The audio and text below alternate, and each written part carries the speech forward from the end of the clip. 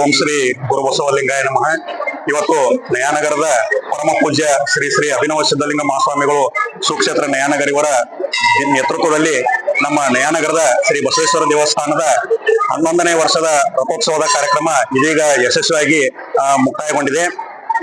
ಈ ಒಂದು 3 ದಿನಗಳ ಜಾತ್ರಾ ಕಾರ್ಯಕ್ರಮ ದಿನಾಂಕ 25ರಂದು ಪಲ್ಲಕ್ಕಿ ಉತ್ಸವದೊಂದಿಗೆ ಪ್ರಾರಂಭವಾಗಿ ಅವತ್ತು ಸಂಜೆ ಕಳಸಾರೋಹಣ ಕಾರ್ಯಕ್ರಮ ಪೂಜ್ಯ ಶ್ರೀಗಳ ನೇತೃತ್ವದಲ್ಲಿ ನೆರವೇರಿತು. ಅದೇ ದಿನ ಸಾಯಂಕಾಲ ಪ್ರಾಥಮಿಕ ಮತ್ತು ಪ್ರೌಢಶಾಲೆಗಳ ವಿದ್ಯಾರ್ಥಿಗಳಿಂದ ಸಾಂಸ್ಕೃತಿಕ ಕಾರ್ಯಕ್ರಮಗಳು, ಮರುದಿನ ಐತಿಹಾಸಿಕ ಮಹಾಶಿವರಾತ್ರಿ ಅಂಗವಾಗಿ ನಮ್ಮ ಶ್ರೀ ಬಸವೇಶ್ವರ ದೇವಸ್ಥಾನದಲ್ಲಿ ಮಹಾರುದ್ರಾಭಿಷೇಕ ಕಾರ್ಯಕ್ರಮವನ್ನ ಶ್ರೀಗಳ ನೇತೃತ್ವದಲ್ಲಿ ನಡೆಸಲಾಯಿತು. ಅದೇ ದಿನ ಸಾಯಂಕಾಲ ಮಹಾಶಿವರಾತ್ರಿ ಅಂಗವಾಗಿ ಜಾಗರಣೆಯ ಕಾರ್ಯಕ್ರಮ ಶ್ರೀಗಳು ಮತ್ತು ಅವರ ಒಂದು 3 ಜನ ಪೂಜ್ಯರ ನೇತೃತ್ವದಲ್ಲಿ ಈ ಒಂದು ಕಾರ್ಯಕ್ರಮ ಯಶಸ್ವಿಯಾಗಿ ನೆರವೇರಿತು. ಇವತ್ತಿನ ದಿನ ಬೆಳಗ್ಗೆ ರಂಗೋಲಿ ಕಾರ್ಯಕ್ರಮ, ಆನಂತರ ಮಧ್ಯಾಹ್ನ ಮಹಾಪ್ರಸಾದದ ಕಾರ್ಯಕ್ರಮ ಮತ್ತು ಸಾಯಂಕಾಲ ಇದೀಗ ಮಹಾರಥೋತ್ಸವ ಪೂಜ್ಯರ ನೇತೃತ್ವದಲ್ಲಿ ಯಶಸ್ವಿಯಾಗಿ ಪೂರ್ಣಗೊಂಡಿದೆ. ಸಾಯಂಕಾಲ ಸಾಂಸ್ಕೃತಿಕ ಕಾರ್ಯಕ್ರಮದ ಅಂಗವಾಗಿ ನಾಟಕ, ಈ ರೀತಿಯಾಗಿ ಸುಮಾರು ವರ್ಷಗಳಿಂದ ಪೂಜ್ಯ ಶ್ರೀಗಳು ಮತ್ತು ಇವರಿಗಿಂತ ಪೂರ್ವದಲ್ಲಿ ಇರತಕ್ಕಂಥ ಪೂಜ್ಯ ಶ್ರೀಗಳು ಹಾಕಿಕೊಟ್ಟಂತ ನೇತೃತ್ವದಲ್ಲಿ ಈ ಒಂದು ಶ್ರೀಗಳ ನೇತೃತ್ವದಲ್ಲಿ ಈ ವರ್ಷವೂ ಸಹಿತ ಈ ಒಂದು ಕಾರ್ಯಕ್ರಮ ನಮ್ಮ ಗ್ರಾಮದ ಎಲ್ಲ ಹಿರಿಯರು, ಸುತ್ತಮುತ್ತಲಿನ ಗ್ರಾಮದ ಹಿರಿಯರು ಎಲ್ಲರ ಒಂದು ತನುಮನ ಧನದ ಸಹಕಾರದೊಂದಿಗೆ ಈ ಒಂದು ಕಾರ್ಯಕ್ರಮ ಅತ್ಯಂತ ಯಶಸ್ವಿಯಾಗಿ ನೆರವೇರಿದೆ. ಇನ್ನು ಮುಂದಿನ ವರ್ಷಗಳಲ್ಲಿಯೂ ಕೂಡ ಪೂಜ್ಯರ ಒಂದು ಆಶೀರ್ವಾದ ಇದೇ ರೀತಿ ನಮ್ಮೆಲ್ಲರ ಮೇಲೆ ಇರಲಿ. ಈ ಒಂದು ಕಾರ್ಯಕ್ರಮ ಇನ್ನೂ ಸುಗಮವಾಗಿ ಇನ್ನಷ್ಟು ಭವ್ಯವಾಗಿ ನೆರವೇರುವಂತೆ ನಮ್ಮಲ್ಲಿ ಆ ಕಾರ್ಯಕ್ರಮವನ್ನ ನಡೆಸಿಕೊಡುವಂತೆ ಪೂಜ್ಯರು ನಮ್ಮೆಲ್ಲರನ್ನ ಆಶೀರ್ವದಿಸಲಿ ಅಂತ ಹೇಳ್ಕೊಂಡು ನಾನು 2 ಮಾತುಗಳನ್ನ ಮುಗಿಸ್ತಾ ಇದ್ದೀನಿ. ಧನ್ಯವಾದಗಳು. ಶ್ರೀ ಗುರು ಸಿದ್ಧಲಿಂಗಾಯ ನಮಃ.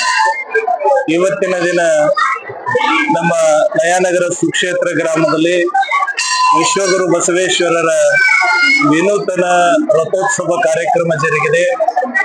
ಇವತ್ತಿನ ಸ್ವಚ್ಛಂದ ಸಮಾಜಕ್ಕಾಗಿ, ಇವತ್ತು ಸಮಾಜದ ಒಕ್ಕಟ್ಟಿಗಾಗಿ, ನಾಡಿನ ಅಭಿವೃದ್ಧಿಗಾಗಿ, ಇವತ್ತು ಭಕ್ತ ಕುಲಕೋಟಿಯ ಉದ್ಧಾರಕ್ಕಾಗಿ 10 ಹಲವು ವರ್ಷಗಳಿಂದ ನಡೆದುಕೊಂಡು ಬಂದಂತ ಬಸವೇಶ್ವರ ರಥೋತ್ಸವ ಎಂದಿನಂತೆ ಪ್ರತಿ ವರ್ಷ ಪದ್ಧತಿಯಂತೆ ಈ ವರ್ಷನೂ ಕೂಡ ಗ್ರಾಮದ ಎಲ್ಲ ಗಣ್ಯಮಾನ್ಯರು, ಗುರು ಹಿರಿಯರ ಸಂಯೋಗದಲ್ಲಿ ಈ ವರ್ಷ ಅದ್ದೂರಿಯಾಗಿ ನಮ್ಮ ಬಸವೇಶ್ವರ ಜಾತ್ರಾ ಮಹೋತ್ಸವದ ರಥೋತ್ಸವ ಜರುಗಿ ಬಂದಿದೆ.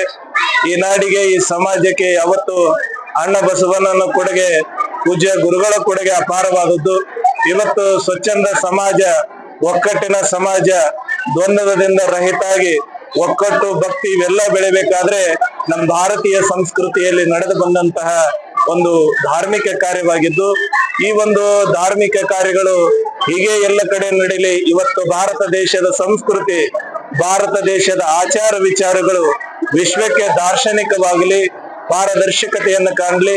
ಈ ಸಮಾಜಕ್ಕೆ ಯಾವತ್ತು ಗುರುಗಳ ಆಶೀರ್ವಾದ, ಗುರು ಅಣ್ಣ ಬಸವಣ್ಣನ ಕೃಪೆ ಇರಲಿ ಅಂತ ಹೇಳಿ ಹಾರೈಸುತ್ತೇವೆ. ಓಂ ಶ್ರೀ ಗುರು.